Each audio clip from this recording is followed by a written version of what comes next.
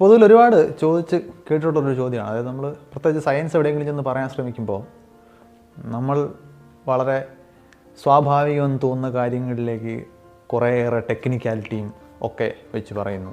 അപ്പോൾ സ്വാഭാവികമായിട്ടും ഇപ്പോൾ പൂവിനെക്കുറിച്ച് ഒരു ബോട്ടാനിസ്റ്റ് സംസാരിച്ചുകൊണ്ടിരിക്കുമ്പോഴത്തേക്കും അതിൻ്റെ പെറ്റൽസ് എന്നും സ്റ്റേമൻ എന്നൊക്കെ പറഞ്ഞ് അതിൻ്റെ കമ്പോണൻസിനെ ഇങ്ങനെ സ്പ്ലിറ്റ് ചെയ്ത് വെക്കുന്നു. ശരിക്കും പൂവിനെ ഇങ്ങനെ ഡിസെക്റ്റ് ചെയ്ത് വെക്കുന്നത് വഴി പക്ഷേ നമ്മൾ അതിനെ പൊളിച്ച് വെച്ചില്ലെങ്കിലും വാക്കുകൾ കൊണ്ട് നമ്മൾ അതിനെ ഇങ്ങനെ മുറിച്ച് കളയുമ്പോൾ ശരിക്കും പൂവിൻ്റെ ഭംഗി നഷ്ടപ്പെട്ടു പോവുകയില്ലേ? അപ്പോൾ ശരിക്കും സയൻസ് ഇങ്ങനെ ചുറ്റുപാടുകളുടെ ഭംഗി ഇല്ലാതാക്കുന്നുണ്ടോ എന്നുള്ളൊരു ചോദ്യം വളരെ പോപ്പുലർ ആയിട്ടുള്ള ചോദ്യമാണ്. പക്ഷേ ഈ ചോദ്യത്തിന് ഒരു ഉത്തരം എനിക്ക് മുമ്പ് തന്നെ റിച്ചർഡ് ഫൈൻമൻ എന്ന് പറയുന്ന നോബൽ വിന്നറായിരുന്ന ഫിസിസിസ്റ്റ്, അദ്ദേഹം ഫൈൻമൻ ലെക്ചേഴ്സ് എന്ന് പറയുന്ന ആളുകളുടെ പൊതുജനങ്ങൾക്കിടയിലേക്ക് സയൻസ് സംസാരിക്കുന്നത് വഴിയും ഒക്കെ പ്രശസ്തനായിട്ടുള്ള ആളാണ്. അദ്ദേഹം ഇത്തരം ഒരു ചോദ്യത്തിന് മറുപടി കൊടുത്തിട്ടുണ്ട്. പക്ഷേ ആ മറുപടി തന്നെ ഇവിടെയും ഉപയോഗിക്കാമെന്ന് എനിക്ക് തോന്നുന്നു. അതായത് നമ്മളൊരു വസ്തുവിലേക്ക് നോക്കുമ്പോൾ ഫൈൻമൻ ഉപയോഗിക്കുന്ന ഉദാഹരണമാണ് പൂവിൻ്റെ ഉദാഹരണം. പൂവെന്ന് പറയുന്നത് ഒരു സസ്യത്തിൻ്റെ അതിൻ്റെ ഒരു റീപ്രൊഡക്റ്റീവ് ഓർഗനാണ്. അതിൻ്റെ ഒരു പരിണാമ ചരിത്രം ഉണ്ടാവും.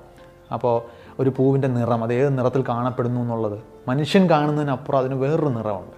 അതായത് നമ്മൾ പ്രകാശത്തെക്കുറിച്ച് സംസാരിക്കുമ്പോൾ ദൃശ്യപ്രകാശവും അദൃശ്യപ്രകാശവും മനുഷ്യൻ്റെ കണ്ണുകളിലെ കോശങ്ങൾക്ക് സെൻസ് ചെയ്യാൻ കഴിയുന്ന ഒരു ഫ്രീക്വൻസി റേഞ്ച് ഉണ്ട്. പക്ഷെ അതിന് വെളിയിലും ഒരു ഫ്രീക്വൻസി ഉണ്ട്. ആ ഫ്രീക്വൻസി എന്ന് പറയുന്നത് ഇപ്പോൾ ഇൻഫ്രാറെഡ് എന്ന് പറയുന്നത് അൾട്രാ വയലറ്റ് റേഡിയേഷൻ എന്നൊക്കെ പറയുന്നതും ഈ വിസിബിൾ ആയിട്ടുള്ള പ്രകാശത്തിൻ്റെ തൊട്ടടുത്ത താഴെയോ മുകളിലോ ഫ്രീക്വൻസിയുള്ള ഇലക്ട്രോ മാഗ്നറ്റിക് വേവ്സാണ്. ഇപ്പോൾ ചില ജീവികൾക്കെങ്കിലും ഈ ഒരു തരംഗദൈർഘ്യത്തിൽ ഈ ഫ്രീക്വൻസിയിലുള്ള പ്രകാശവും സെൻസ് ചെയ്യാൻ കഴിയും. ഇപ്പോൾ പല വണ്ടുകൾക്കും അൾട്രാ വയലറ്റ് കാണാൻ കഴിയും. അപ്പോൾ നമുക്കറിയാം പൂവിൻ്റെ പരാഗണം അങ്ങനെയൊക്കെയുള്ള കാര്യങ്ങൾ നമ്മൾ പഠിക്കുമ്പോൾ പൂവുകൾ അവയുടെ റീപ്രൊഡക്ഷൻ്റെ ഒരു പ്രധാനപ്പെട്ട ഭാഗമായിട്ട് കണക്കാക്കുന്നത് പോളിനേഷൻ എന്ന് പറയുന്ന ഈ പരാഗണമാണ്. അതിനെപ്പോഴും ഈ വണ്ടുകൾ പോലുള്ള ഷഡ്പദങ്ങളുടെ ഒരു മീഡിയേഷൻ ആവശ്യമാണ്. അപ്പോൾ ഈ ജീവികൾ ഇതിൻ്റെ തേൻ എന്ന് പറയുന്ന ഒരു ആകർഷണമാണ്, തേൻ കുടിക്കാൻ വേണ്ടി വരുന്നു. അപ്പോൾ അതുപോലെ ഈ നിറം കണ്ട് അത് ആകർഷിക്കപ്പെട്ട് വരുന്നു. പലപ്പോഴും പിന്നീടുള്ള ശാസ്ത്ര പുരോഗതിയുടെ ഭാഗമായിട്ട് നമ്മൾ കണ്ടെത്തിയ കാര്യമാണ് ഈ പൂവുകൾക്ക് നമ്മൾ കാണാത്തൊരു ഭംഗിയുണ്ട്.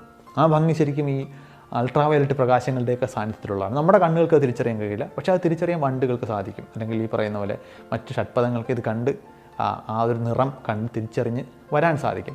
അപ്പോൾ സ്വാഭാവികമായിട്ടും ശാസ്ത്രത്തിൻ്റെ സാന്നിധ്യത്തിൽ മാത്രമാണ് ഈ ഭംഗി നമ്മൾ കാണുന്നത്. അപ്പോൾ നമ്മൾ കാണാത്തൊരു ഭംഗി പൂവിനുണ്ട്. അതുപോലെ പൂവിൻ്റെ ഒരു പർപ്പസ് അതിങ്ങനെ കളർഫുള്ളായിട്ട് നിൽക്കുമ്പോഴും അതിന് ഒരു ചെടിയെ സംബന്ധിച്ചിടത്തോളം വളരെ പ്രധാനപ്പെട്ട ഒരു ധർമ്മം നിർവഹിക്കാനുണ്ട്. അതിനൊരു റോളുണ്ട് അതിൻ്റെ റീപ്രൊഡക്ഷൻ. അതായത് നമ്മളുടെ മനുഷ്യരെന്ന് പറയുന്നത് നമ്മൾ ജീവികളുടെ ഒരു സൗന്ദര്യബോധത്തെ എസ്തെറ്റിക്സിനെ പ്ലീസ് ചെയ്യുക, അതിനെ തൃപ്തിപ്പെടുത്തുക എന്നതിനപ്പുറം ആ ചെടിയുടെ മുൻപോട്ടുള്ള തലമുറകളെ നിലനിർത്തുന്നതിന് എല്ലാ ജീവികളും അടിസ്ഥാനപരമായിട്ട് നമ്മുടെ തന്നെ തലമുറകളെ സൃഷ്ടിക്കാനാണ് നമ്മൾ ശ്രമിക്കുന്നത്. സെൽഫിഷ് ജീൻ എന്നൊക്കെ പറയുന്ന ബയോളജിക്കൽ എവല്യൂഷൻ്റെ ഒരു ഭാഗമായിട്ട് നമ്മൾ പറയുന്ന ഒരു വാക്ക് തന്നെ അതാണ്. നമ്മൾ നമ്മുടെ ജനിതകത്തിൻ്റെ കോപ്പി ഉണ്ടാക്കാൻ ശ്രമിച്ചുകൊണ്ടിരിക്കുക. അപ്പോൾ അതിലൊരു നിർണായകമായിട്ടുള്ള പങ്ക് വഹിക്കുന്നത് ഈ പൂക്കളാണ്. അപ്പോൾ ശരിക്കും നമ്മൾ ഈ പൂക്കളിലേക്ക് നോക്കുമ്പോൾ ഇതൊന്നും അറിയാതെയും നമുക്ക് ആ പൂവ് ആസ്വദിക്കാം. അപ്പോൾ ഇത് അറിഞ്ഞുകൊണ്ട് നോക്കുമ്പോൾ ശരിക്കും പൂവിൻ്റെ ഭംഗി കൂടുകയാണോ കുറയുകയാണോ ചെയ്യുന്നത് എന്നുള്ള ചോദ്യമാണ് ഫൈൻമൻ മുമ്പോട്ട് വെച്ചിട്ടുള്ളത്. ശരിക്കും അദ്ദേഹത്തിൻ്റെ ചോദ്യം തന്നെ അതാണ്. ഞാൻ കാണുന്നത് അതിൻ്റെ ഭംഗി ഇതൊക്കെ അറിയുമ്പോൾ കൂടുന്നതായിട്ടാണ്, അല്ലെങ്കിൽ ആ ഭംഗിയിലേക്ക് ഇത് ആഡ് ചെയ്യപ്പെടുകയാണ് ചെയ്യുന്നത്. അതിൽ ഭംഗിയിൽ നിന്നും കുറയ്ക്കപ്പെടുന്നത് എങ്ങനെയാണ് എന്ന ചോദ്യമാണ് ഫൈൻമൻ ഉന്നയിക്കുന്നത്. അപ്പോൾ ഇത് പൊതുവിൽ നമ്മൾ ബ്യൂട്ടി എന്നൊക്കെ പറയുന്നത് ശരിക്കും എന്താണ് എന്നൊക്കെ അതിൻ്റെ ഫിലോസഫിക്കലായിട്ടുള്ള ചർച്ചകൾ ഒരുപാടുണ്ടെങ്കിൽ പോലും ബ്യൂട്ടിക്ക് പലപ്പോഴും അറിവുമായിട്ടൊരു വലിയ പങ്കുണ്ട്. ഇപ്പം നമ്മളൊരു ഡൈനോസർ ഫോസിൽ നമ്മൾ എടുത്തു നോക്കുമ്പോൾ ശരിക്കും അത് കാഴ്ചയ്ക്ക് വളരെ പ്രത്യേകിച്ച് ഒരു ഭംഗിയും തോന്നാത്തൊരു പീസ് ഓഫ് ബോൺ അല്ലെങ്കിൽ ഒരു അസ്ഥിയുടെ കഷ്ണമായിരിക്കും നമുക്ക് കിട്ടുന്നത്. അല്ലെങ്കിൽ കുറേ കഷ്ണങ്ങൾ ചിതറിക്കിടക്കുന്ന കഷ്ണങ്ങളാണ്. അതിനെ ചേർത്ത് വെച്ച് നമ്മളൊരു ജീവിയെ ഉണ്ടാക്കാൻ ശ്രമിക്കുന്നു.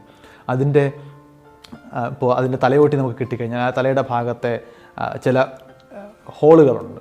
അപ്പോൾ ആ ഹോൾ അതിൻ്റെ വായോട് ചേർന്നതാണ്, തൊണ്ടയോട് ചേർന്നതാണോ? അങ്ങനെയാണെന്നുണ്ടെങ്കിൽ ആ ഹോളിനുള്ളിൽ വായു കടങ്ങുമ്പോൾ ആ വായു അതിനകത്ത് ട്രാപ്പ് ചെയ്യപ്പെടുമ്പോൾ എന്ത് തരം ശബ്ദമായിരിക്കും പുറത്തേക്ക് വിടുന്നത്? അതിൻ്റെ അടിസ്ഥാനത്തിൽ ആ ജീവി എന്ത് ശബ്ദമായിരിക്കും ഉണ്ടാക്കിയിട്ടുണ്ടാവുക? ഇങ്ങനെയൊക്കെ നമുക്ക് ഊഹിച്ചെടുക്കാൻ കഴിയും. ഇതെല്ലാം കൂടെ ചേരുമ്പോഴാണ് ഒരു കാലത്ത് അല്ലെങ്കിൽ അതിനെ കാർബൺ ഡേറ്റ് ചെയ്യുമ്പോൾ ആ അസ്ഥി കഷ്ണത്തിന് എത്ര പഴക്കമുണ്ട്.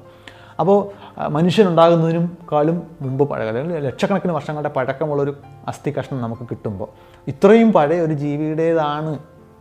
ജീവിയുടെ ഭാഗമായിരുന്നു ഇതെന്ന് മനസ്സിലാവുമ്പോൾ നമുക്കുണ്ടാകുന്നൊരു തിരിച്ചറിവുണ്ട്. അതായത് അതുവരെ ആ ഒരു അസ്ഥി കഷ്ണം മാത്രം കണ്ടാൽ നമുക്ക് തോന്നാത്ത ഒരു പുതിയൊരു തലത്തിലേക്ക് അത് നമ്മളെ കൊണ്ടെത്തി. അത് നമ്മുടെ അറിവുണ്ടാക്കുന്ന ഒരു അത് അതിലേക്ക് ചേർക്കുകയാണ് ചെയ്യുന്നത്. അപ്പോൾ നമുക്ക് പെട്ടെന്ന് അതിനെ അപ്രീഷിയേറ്റ് ചെയ്യാനുള്ള കഴിവ് വരും.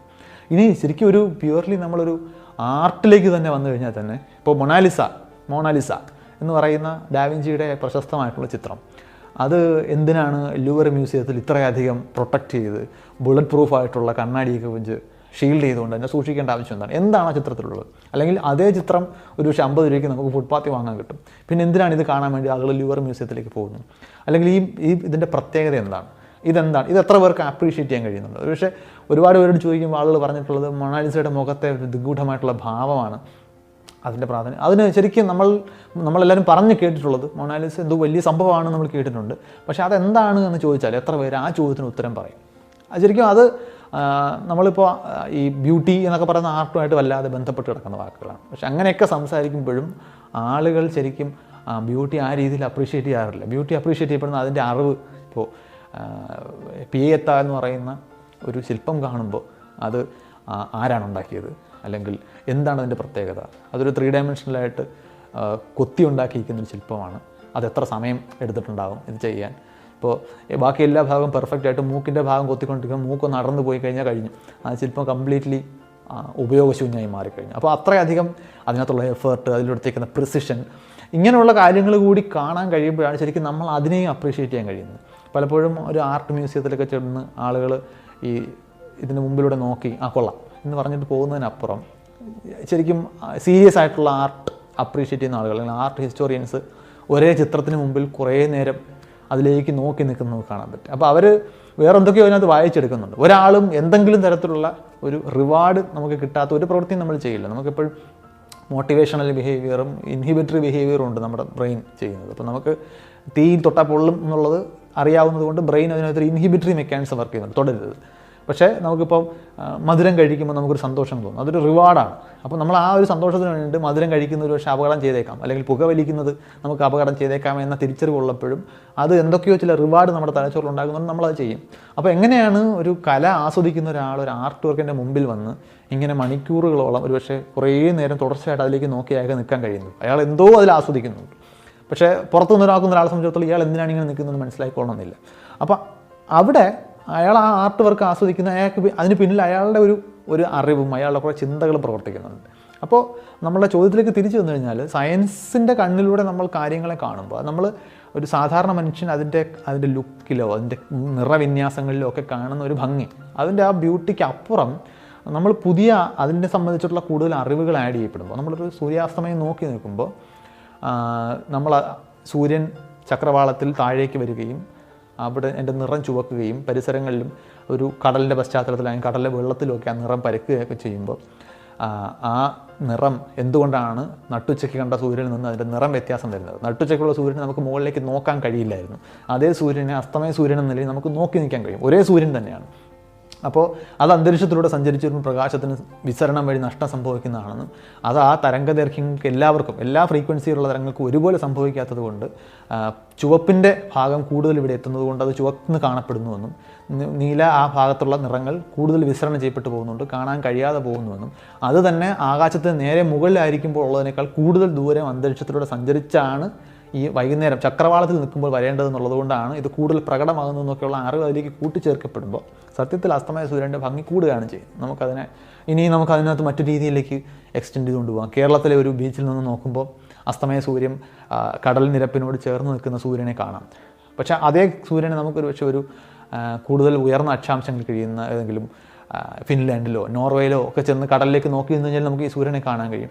പക്ഷേ നമ്മുടെ നാട്ടിൽ ഈ സൂര്യൻ അങ്ങനെ നിൽക്കുമ്പോൾ ഫോട്ടോഗ്രാഫേഴ്സ് ധൃതി പിടിക്കാറുണ്ട് സൂര്യൻ മുങ്ങുന്നതിന് മുമ്പ് ഫോട്ടോ എടുക്കാൻ. കാരണം ആ സൂര്യൻ്റെ മോഷൻ കടലിൻ്റെ നേർക്കാണ്.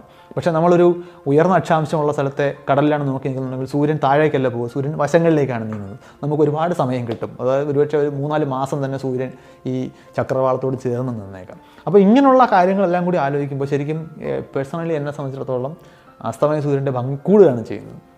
അപ്പോൾ ചന്ദ്രനെ കാണുമ്പോൾ ചന്ദ്രൻ്റെ പ്രകാശം ചന്ദ്രൻ സ്വയം പ്രകാശമല്ല എന്നും നേരത്തെ നമ്മൾ കണ്ട അസ്തമയ സൂര്യൻ്റെ പ്രകാശം അല്ലെങ്കിൽ അതേ സൂര്യൻ്റെ പ്രകാശം ചന്ദ്രനിൽ റിഫ്ലക്റ്റ് ചെയ്ത് വരുന്നത് കൊണ്ടാണ് ചന്ദ്രന് പ്രകാശം ഉണ്ടാകുന്നത്. അതിൽ നിലാവിനെ ആസ്വദിക്കുമ്പോൾ നമ്മൾ ശരിക്കും സൂര്യപ്രകാശം തന്നെയാണ് ആസ്വദിക്കുന്നത്. പക്ഷേ സൂര്യപ്രകാശത്തിന് ഇല്ലാത്തൊരു കുളിർമ നമുക്ക് നിലാവിനുള്ളതായിട്ട് തോന്നുന്നു.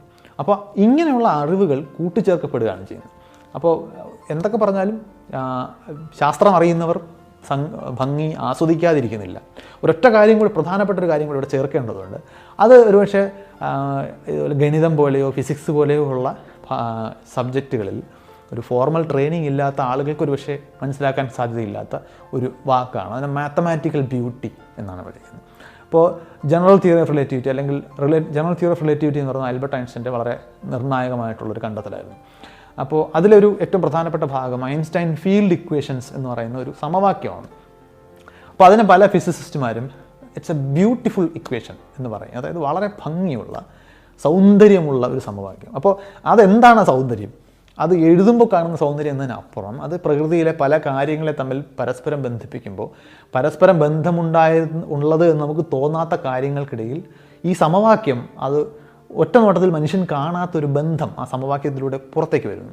അപ്പോൾ അതിനകത്തൊരു നമുക്ക് പെട്ടെന്ന് ഈ അറിവിൻ്റെ പശ്ചാത്തലത്തിലല്ലാതെ നമുക്ക് ആസ്വദിക്കാൻ കഴിയാത്തൊരു ഭംഗിയുണ്ട്. അപ്പോൾ മാത്തമാറ്റിക്കൽ ബ്യൂട്ടി എന്ന് പറയുന്നത് ഈ രീതിയിൽ ഒരുപാട്, പക്ഷേ അതൊക്കെ ഒന്ന് ഗൂഗിളിൽ ഒന്ന് സെർച്ച് ചെയ്ത് കഴിഞ്ഞാൽ മാത്തമാറ്റിക്കൽ ബ്യൂട്ടി എന്ന വാക്ക് ഒരുപാട് പുതിയ കാര്യങ്ങൾ നമുക്ക് കൊണ്ടുവരും.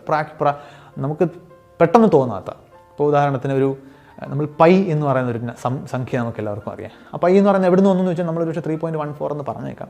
പക്ഷേ പൈ എന്ന് പറയുന്നത് ഒരു വളരെ പഴക്കമുള്ള ഒരു കണ്ടെത്തലാണ്. അതായത് നമുക്ക് വൃത്താകൃതിയുള്ള ഏത് വസ്തുവിൻ്റെയും പെരിമീറ്റർ, അതിൻ്റെ ചുറ്റളവ് അളന്നിട്ട് അതിൻ്റെ ഡയമീറ്റർ, വ്യാസം അളക്കുക, എന്നിട്ട് അതിൻ്റെ ചുറ്റളവിനെ ഈ ഡയമീറ്റർ കൊണ്ട് ഡിവൈഡ് ചെയ്യുമ്പോൾ പെരിമീറ്റർ ഡിവൈഡഡ് ബൈ ഡയമീറ്റർ, ഏത് വൃത്തമായാലും അതെത്ര വലിയ വൃത്തമായാലും എത്ര ചെറിയ വൃത്തമായാലും അതിൻ്റെ പെരിമീറ്ററിനെ അതിൻ്റെ ഡയമീറ്റർ കൊണ്ട് ഡിവൈഡ് ചെയ്യുമ്പോൾ നമുക്ക് ഒരേ നമ്പറാണ് കിട്ടുക.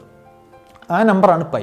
അപ്പോൾ നമുക്ക് തോന്നും, അപ്പോൾ അത് ഇങ്ങനെയാണ് നമ്മൾ പൈ എന്ന് പറഞ്ഞ സംഖ്യ തിരിച്ചറിയുന്നത്. പക്ഷേ നമുക്ക് പ്രത്യക്ഷത്തിൽ ഈ വൃത്തമായിട്ട് ഒരു സാമ്യവും തോന്നാത്ത ഒരുപാട് സ്ഥലങ്ങളിൽ ഈ പൈ കടന്നു വരും. ഇപ്പോൾ നമുക്ക് വസ്തുക്കളിൽ വരുന്ന മാറ്റങ്ങൾ ഒക്കെ പറയുമ്പോൾ ചിലയിടങ്ങളിൽ ഈ പൈ അതിനകത്ത് സംഖ്യയായിട്ട് തിരിച്ചു വരും. അത് വൃത്തമായിട്ട് ഒരു ബന്ധമില്ലാത്ത പ്രതിഭാസങ്ങളാണ്. അപ്പോൾ ഇതിനെയൊക്കെ ശാസ്ത്രജ്ഞരുടെ ഭാഷയിൽ ഇതെല്ലാം ഒരു മാത്തമാറ്റിക്കൽ ബ്യൂട്ടിയാണ്. അതായത് നമുക്ക് പ്രത്യക്ഷത്തിൽ വൃത്തമായിട്ട് ഒരു ബന്ധമില്ലാത്ത ഒരു സ്ഥലത്ത് വൃത്തത്തിൽ നിന്ന് നമ്മൾ കണ്ടെത്തിയ ഒരു സംഖ്യ പ്രത്യക്ഷപ്പെടുന്നു. പ്രപഞ്ചത്തിൻ്റെ പല ഭാഗങ്ങളിൽ നമുക്ക് ഈ പൈ കാണാൻ പറ്റും. പ്രകൃതിയെ സംബന്ധിച്ചുള്ള പല വിവരണങ്ങളിലും പൈ കയറി വരും, വൃത്തമായിട്ടൊരു ബന്ധമില്ലാത്ത. അതൊരു ഉദാഹരണം മാത്രമാണ്.